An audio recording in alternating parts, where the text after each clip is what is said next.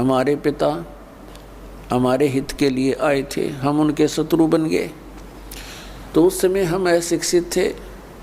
अब परमात्मा ने सबसे पहले ये रजा बख्शी, हमें शिक्षित करवाया। पुण्यात्माओं 5500 वर्ष तो कलयुग बीत गया, और उससे पहले जालिए कितना समय 3 युग गए। केवल एक ब्राह्मण वर्ग ही शिक्षा का अधिकारी था और कोई शिक्षा नहीं ग्रहण करता था, क्योंकि यह शिक्षा अच्छी नहीं है, यह बेईमान बनाती है प्राणी को। ये पाप करने से फिर हिचकता नहीं है व्यक्ति। यह शिक्षा गई ब्राह्मण समाज में। इस शिक्षा को इन्होंने रोजी रोटी का धंधा ही बना लिया और पाप के भागी बनने लगे। अब शिक्षा आ गई सब समाज में।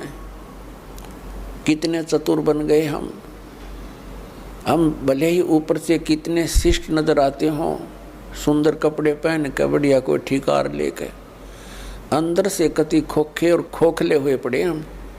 हमारे विचार वो नहीं रहे जो हमारे दादे और परदादा के हम देखा करते थे। कितनी इंसानियत थी उनके अंदर। अब पुण्यात्माओं,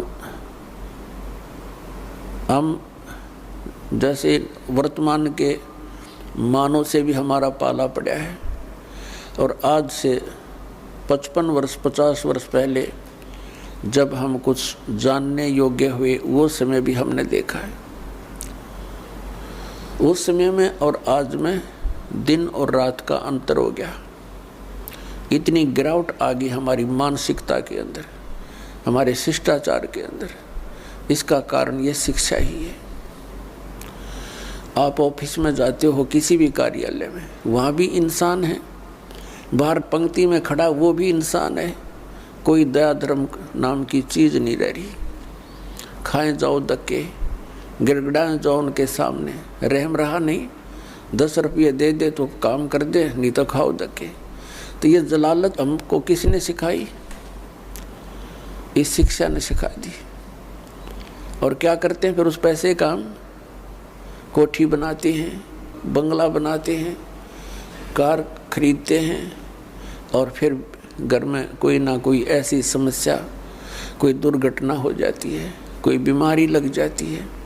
उस सारे पैसे को फिर हम ऐसे ही, वो पैसा तो रहता नहीं, व्यर्थ हो जाता है। कोठी बना दी, मृत्यु होगी। आप गधा बन कर कुम्हार के घर मिट्टी ढो रहा है और कोठी वहाँ खड़ी है, चाट ले उस कोठी को। एक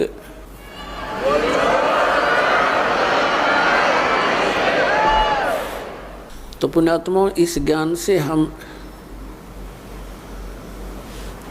इस माया से वापस होंगे, क्योंकि ये माया दुश्मन है हमारी। और इस माया का हम प्रयोग कहाँ करते हैं? हमने परंपराएं गलत बना ली। विवाह करते समय हम पूरा ड्रामा कर बैठते हैं। पता नहीं किस किस प्रकार से हम अपने इन क्रियाओं को जो एक सिंपल वे से करनी चाहिए थी, हम ड्रामा बना रहे हैं। विवाह करते हैं, लड़के वाला खुशी मनाते हैं, लड़की का विवाह होता है, डीजे बजते हैं। अरे ब्याह 2 बच्चों का होना है, और परमात्मा ने कर रखा होता है, क्योंकि संयोग भगवान ही जोड़ के भेजता है, जीव नहीं जोड़ सकता, या भूल है इसकी। तो अपने सिंपल से वैसे ब्याह करे। बच्चों का नाता ही तो जोड़ना है, वचन से जुड़ता है। ठीक है भी, हमारे आपका बेटा पसंद है, वो कह दे भी हमारे आपकी लड़की पसंद है, दोनों बच्चों का विवाह मंजूर हुआ ना, हो गया ब्याह। और इसमें क्या देर लगे थी? अब हमने देखा, समाचार पत्र में पढ़ा, पहले दिन डीजे बजा रहे हैं, लड़के का विवाह था, बहनें भी डांस कर रही हैं, माँ भी डांस कर रही है, गली में खड़े होकर। सब कंजर हो गए हम, इंसानियत भूल गए कति। अगले दिन क्या होता है कि विवाह के लिए जा रही थी बारात, रास्ते में दुल्हे वाली कार टकरा गई एक ट्रेल लेते हैं, दूल्हा मर गया, साथ में और बैठे थे 6-7, वो मर गए। पहले दिन तो खुशी मना रहे थे, अगले दिन टक्कर मार कर रो रहे हैं। तो इस काल के लोक में और हम बकवाद करें, इसलिए कर रहे हैं क्योंकि हमने भांग पी रखी है, नशा हो रहा है हमारे। नशा उतर जाएगा जब ये चीज़ आपने ऐसी दुश्मन दिखाई देंगी जो ड्रामा हम करते हैं।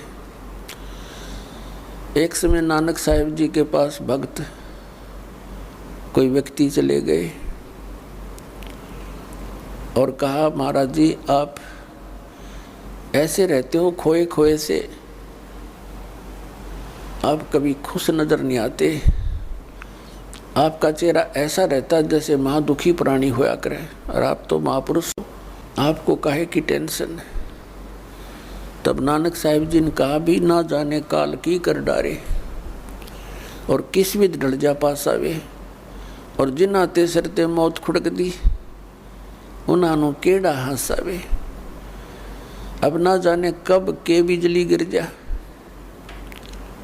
एक सेकंड का भरोसा नहीं, एक सेकंड का, और हम फिर भी यहाँ फूले नहीं समाते। तो ये हमारी इस अज्ञान का ही कारण है, और इस भांग जो हमने पी रखी है माया की, इसका प्रभाव है। ये सत्संग से, परमात्मा की भक्ति से ये एंटीबायोटिक है, इस भांग का नशा उतर जाएगा। ये उतरने के बाद देखना फिर कितना आपका वजन हल्का होगा, आपकी रुचि नहीं रहेगी कितने सांग सिनेमा देखने की।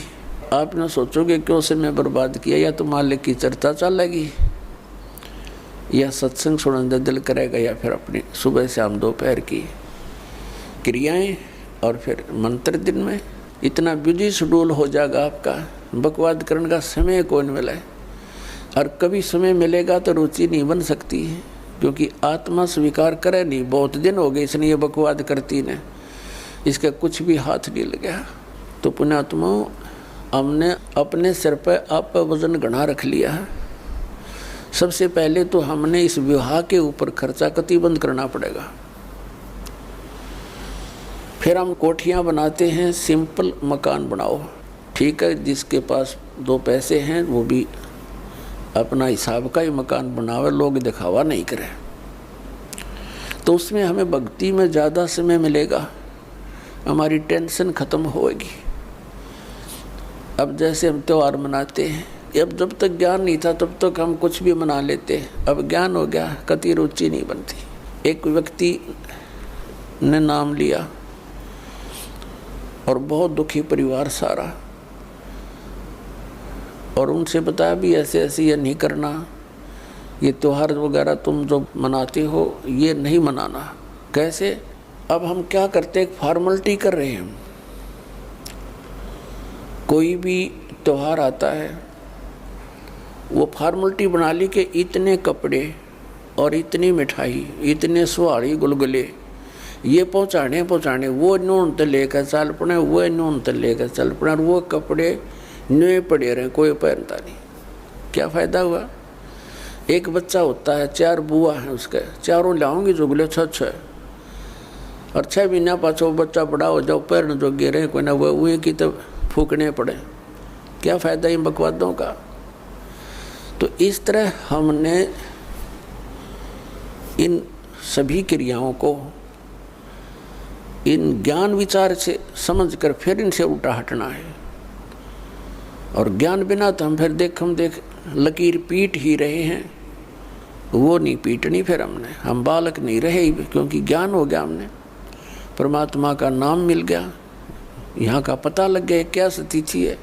तो इस प्रकार हमने इन क्रियाओं से वापस होना है।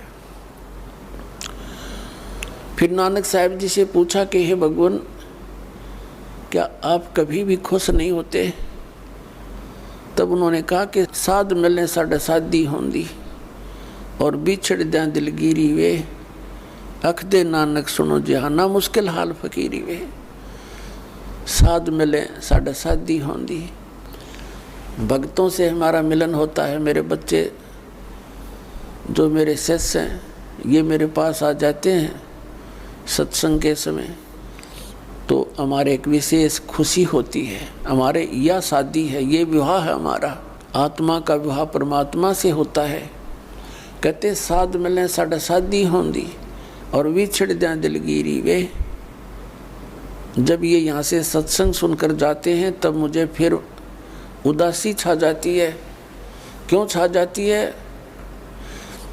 कि ये बच्चे परमात्मा के हंस इस ज्ञान से कुछ परिचित हुए हैं और अब ये जा रहे हैं उन लोगों के बीच में जो परमात्मा के ज्ञान से अपरिचित हैं, और कहीं ये बच्चे अपना नियम भंग करके और उन लोगों के विचारों को सुनकर अपनी दिशा ना बदल लें, ये नाम से वंचित ना हो जाए। और जब ये वापस आ जाते हैं एज इट इज़, तो मुझे खुशी होती है कि मेरी फसल में कीड़ा नहीं लगा। तो कहते हैं साध मिलें सट सादी होंदी और बीच छुट जा दिलगीरी वे, अख दे नानक सुनो जहाना या मुश्किल हाल फकीरी वे। ये भक्ति बहुत मुश्किल बना दी इन अज्ञानी संतों और महंतों, आचार्यों और शंकराचार्यों ने। परमात्मा से दूर कर दिया हमारे को, तत्व ज्ञान रहा नहीं, सदग्रंथों का ज्ञान हम तक पहुंचा नहीं, लोक वेद बना करके हमारे को ऐसे दंत कथाएं सुनाती जिनका कहीं कोई सिर पैर नहीं। तो पुण्यात्माओं, अगर आप खुशी मनाओ तो उस दिन की मनाया करो जिस दिन आपने नाम मिला। कबीर साहब कहते हैं जिस दिन सतगुरु भेंटिया 100 दिन लेख जान, और बाकी जन्म गंवा दिया बिना गुरु के नाम। जिस दिन आपको उपदेश मिल गया, आपका वो जीवन मनुष्य का उस दिन से जन्म समझ लेना। उससे पहले आपका मनुष्य जीवन नहीं था, लेकिन शरीर बेशक मनुष्य का था। जा दिन सतगुरु भेंटिए 100 दिन लेख जान, बाकी समय व्यर्थ गया तेरा बिना गुरु के नाम। तो पुण्यात्माओं, परमात्मा की कृपा से आपको ये सत्संग मिला है, तो सबसे पहले मालिक ने हमारे को शिक्षा देनी पड़ी, और इस शिक्षा के बिना हम भगवान को पहचान नहीं सके थे। उनको मालूम था कि ये खूब बिगड़ेंगे, शिक्षा होते ही ये खूब अवाम उड़ेंगे, वैज्ञानिक पाक गए हैं, गॉड गिवन मटेरियल पर अनुसंधान करके ये भगवान से दूर करने लग गए, आप भी होने लगे। कहीं भगवान नहीं है, एक विश्व नियम है, एक एलिमेंट खोज लिया है, उससे सब कुछ बनता है। वो एलिमेंट किसने बनाया? इन वैज्ञानिकों ने बना दिया। परमात्मा के मटेरियल के ऊपर बकवाद करते हैं। अगर 2 वर्ष वर्षा ना हुआ ना, ये वैज्ञानिक भी इनके सारे इंस्ट्रूमेंट अड़क पड़े जड़े, जंग लाग जाए इनके अंदर। भगवान के रहम को भुला दिया।